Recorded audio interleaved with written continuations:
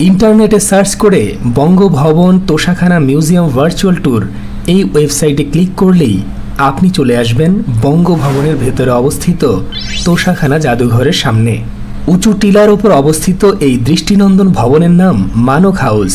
শতাব্দী প্রাচীন এই ভবন সংস্কার করে 2021 সালে তৎকালীন রাষ্ট্রপতি জনাব আব্দুল হামিদ রাষ্ট্রীয় উপহার সংরক্ষণের জন্য তোষাখানা হিসেবে এবং বঙ্গভবনের দর্শনার্থীদের জন্য জাদুঘর হিসেবে গড়ে তুলতে নির্দেশ দেন।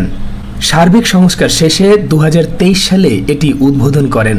পরবর্তীতে তথ্য ও যোগাযোগ প্রযুক্তি বিভাগের উদ্যোগে ম্যাজিক সফট লিমিটেড এর প্রযুক্তি ও কারিগরি সহায়তায় জাদুঘরটিকে এই ভার্চুয়াল রিয়েলিটি টেকনোলজির মাধ্যমে জনসাধারণের জন্য উন্মুক্ত করা হয়।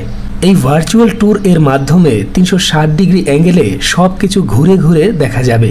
দর্শনার্থীদের কাছে এটি বাস্তব বলেই মনে হবে।